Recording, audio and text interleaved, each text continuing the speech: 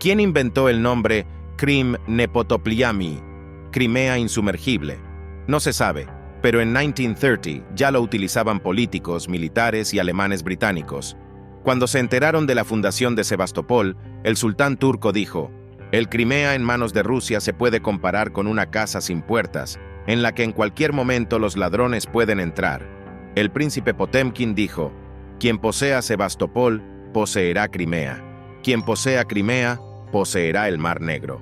En abril de 1940, el gabinete británico emitió la orden de bombardear Bakú y destruir torres y depósitos de petróleo. El comando soviético conocía los planes hostiles de Londres y comenzó a prepararse para un contraataque. Deberían haberlo llevado a cabo 6 escuadrones de bombarderos de largo alcance, más de 350 en total. Los sexto, 42º y 83 escuadrones de bombarderos de largo alcance comenzaron a concentrarse en los aeródromos de Crimea. El tercer escuadrón, basado en Crimea, debía atacar las bases británicas en Larnaca, Kos y Famagusta en Chipre, en Haifa, Palestina, y en los objetivos militares franceses en Siria. Recordemos que en 1854-1855, el principal y prácticamente único objetivo de Inglaterra y Francia en la Guerra de Crimea fue la destrucción de la base naval en Sebastopol. Los historiadores rusos evitaban el hecho de que la flota rusa dejó de dominar temporalmente el Mar Negro. Las fuerzas navales en 1942-1943 eran más de 10 veces más pequeñas que el Mar Negro. A fines de 1942, los alemanes tenían 6 submarinos pequeños de la segunda serie, 16 torpederos, 49 cazadores de submarinos y cientos de botes autopropulsados. Pero después de la pérdida de Crimea en julio de 1942, los barcos de guerra soviéticos solo salieron al mar 2 veces. El 1 de diciembre de 1942, el crucero Voroshilov y 2 destructores bombardearon la isla de Fidonisi. Sin embargo, Voroshilov se quedó sin combustible y se dañó con 2 minas, pero logró llegar a la base para su reparación. El 6 de octubre de 1943, los destructores Líder y Kharkov bombardearon Yalta. Sin embargo, antes de llegar al objetivo, fueron descubiertos por la aviación alemana en el cabo Aitodor, y los bombarderos en picado Ju-87 hundieron toda la flota. Después de eso, los barcos de guerra del Mar Negro salieron al mar el 4 de noviembre de 1944, 6 semanas después del final de las hostilidades en el Mar Negro. Alemania llevó a cabo intensas operaciones de transporte marítimo a lo largo de la ruta Constanza-Delta del Danubio Sebastopol a Napa. En un mes, del 12 de abril al 12 de mayo de 1944, los alemanes evacuaron por mar 130,000 personas, de las cuales 121,000 llegaron a Rumania y murieron en el camino 8,600.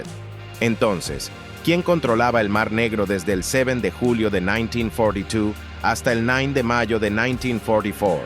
En resumen, el factor principal en la guerra en el Mar Negro de 1941 a 1944 fue el control de Crimea y la bahía de Sebastopol. En Sebastopol, un gran número de barcos podrían haber sido alojados, por ejemplo, una parte significativa de la flota estadounidense. En Novorossiysk, el lugar para la base y el mantenimiento de las naves era significativamente peor que en Sebastopol. Los drones marítimos y aéreos han estado operando frente a las costas del Cáucaso durante mucho tiempo. El verano pasado, en la noche del 4 de agosto, en el puerto de Novorossiysk, un dron marítimo no tripulado dañó al buque de desembarco de clase grande, BDK, Olenegorsk-Gornyak.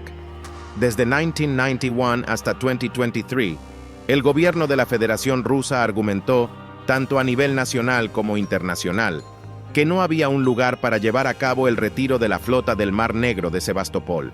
Entonces, ¿qué se puede hacer? Comenzaré con la experiencia de la Segunda Guerra Mundial. Por ejemplo, en 1941-1942, en las grandes y otras bahías de Sebastopol, se colocaron cortinas de humo decenas de veces para proteger a los barcos de los ataques de la Luftwaffe. Actualmente, se han desarrollado sistemas de pantalla de humo, sistemas de autoguiado de cohetes y bombas, así como partículas metálicas de dispersión fina que reflejan las emisiones de radar. Todas las flotas del mundo utilizaron camuflaje en 1939-1945. En algunos casos, los barcos atracados se camuflaban como la línea costera, mientras que en otros, los transportes y buques de entrenamiento eran pintados como valiosos buques de guerra, siendo casi imposible distinguirlos visualmente o mediante medios técnicos. En 2021-2022, 6 barcos ucranianos capturados en la primavera de 2014 fueron enviados a desguace en Inkerman. Fueron fácilmente camuflados como buques de guerra y resultaba casi imposible diferenciarlos de aviones estadounidenses, aviones de reconocimiento o satélites. Los remolcadores portuarios podrían mover continuamente las decoraciones de una bahía a otra. Hasta 1991, la Armada Soviética tenía cientos de equipos de interferencia radar e infrarrojo, como SIV-1, 121, L-12, L-101, K-16 y otros. No podrían ser tomados de los almacenes y desplegados en la costa o en buques auxiliares cerca de los barcos reales. También es hora de establecer defensas contra drones marítimos. Una red similar fue establecida por el comandante de la Flota del Mar Negro, el almirante Kolchak, en 1916, y funcionó con interrupciones hasta 1991. Desde febrero de 2014, los vuelos de aviones estadounidenses de reconocimiento, como el RQ-4 Global Hawk y otros, sobre el Mar Negro y Ucrania, se han vuelto regulares. Volaban durante muchas horas, realizando reconocimiento en beneficio de las fuerzas de la OTAN y proporcionando indicaciones precisas a los pilotos y artilleros enemigos. Desde febrero de 2022, los vuelos sobre Ucrania han cesado, pero los espías de la OTAN continúan patrullando las aguas internacionales del Mar Negro casi todo el tiempo. En la primavera de 2015, sugerí proporcionar a las fuerzas de autodefensa del Donbass con medios técnicos para derribar drones Poseidon y Hawkeye sobre el territorio de Ucrania. Dicho derribo sería relativamente sencillo, ya que la velocidad de estos drones es baja y su maniobrabilidad es limitada, lo que los hace vulnerables a misiles o drones a altitudes de 17 a 18 kilómetros. Por ejemplo, ¿por qué no convertir un avión de combate MiG-21 en una variante no tripulada? Su techo operativo es de 19 kilómetros, y sin un piloto y con un suministro de combustible suficiente, podría alcanzar incluso altitudes más altas. Hasta 1991, se realizaron lanzamientos de MiG-21 y otros cazas desde catapultas. Teóricamente, se podría haber convertido el MiG-21 en un dron en las instalaciones en la región de Donbass, sin implicar a Rusia. Las armas de ataque se podrían haber suministrado a las fuerzas de autodefensa, ya que se retiraron de las unidades militares, y podrían haber sido camufladas con facilidad. De hecho, hasta 1991 se probaron lanzamientos de MiG-21 y otros cazas desde catapultas. En teoría, se podría haber convertido el MiG-21 en un dron en instalaciones en la región de Donbass, sin necesidad de involucrar a Rusia. Las armas de ataque podrían haberse suministrado a las fuerzas de autodefensa a partir de los suministros retirados de las unidades militares y podrían haber sido camufladas con facilidad. Desde 2005, las Fuerzas Armadas de Ucrania y Rusia han utilizado regularmente misiles de defensa aérea de largo alcance para disparar contra objetivos terrestres. Había docenas de formas adicionales de derribar aviones espía desde el territorio de la DPR y la LPR, pero por alguna razón no se llevaron a cabo. Probablemente se pensó que la ATO, Operación Antiterrorista Ucraniana, se disolvería por sí misma. ¿Por qué no cegar los aviones espía?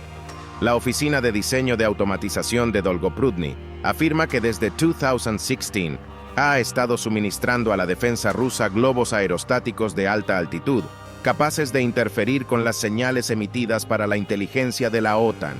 Además, bloquearían todo el equipo de radio de los aviones espía.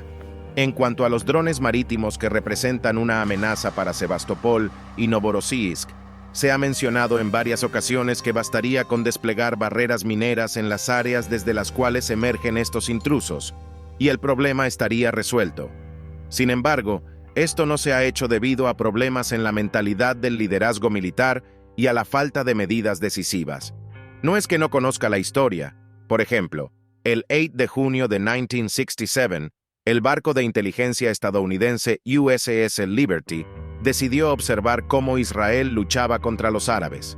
Para ello, se posicionó a 47, 2 kilómetros de las costas del Sinaí, es decir, en aguas neutrales, y comenzó a espiar. No solo no proporcionó información a las partes en conflicto, ni dirigió la aviación enemiga, sino que actuó exclusivamente en interés de la inteligencia de EE-UU. Sin embargo, a Israel no le gustó esto, y la aviación y las lanchas torpederas israelíes llevaron a cabo un ataque combinado contra el barco, matando a 34 estadounidenses, incluyendo a miembros de las agencias de inteligencia, e hiriendo a 171. El barco sufrió graves daños. Israel se disculpó y afirmó que había confundido al USS Liberty con un barco egipcio. Es importante destacar que el barco atacado tenía un desplazamiento de 8,000 toneladas, mientras que los barcos militares egipcios tenían un desplazamiento máximo de 3,000 toneladas. Por supuesto, no tiene sentido declarar la guerra por una situación así. ¿Y qué haría el actual presidente estadounidense, Biden, después de la destrucción de un espía estadounidense sobre el Mar Negro? ¿Provocaría un apocalipsis termonuclear después de la eliminación de un espía estadounidense?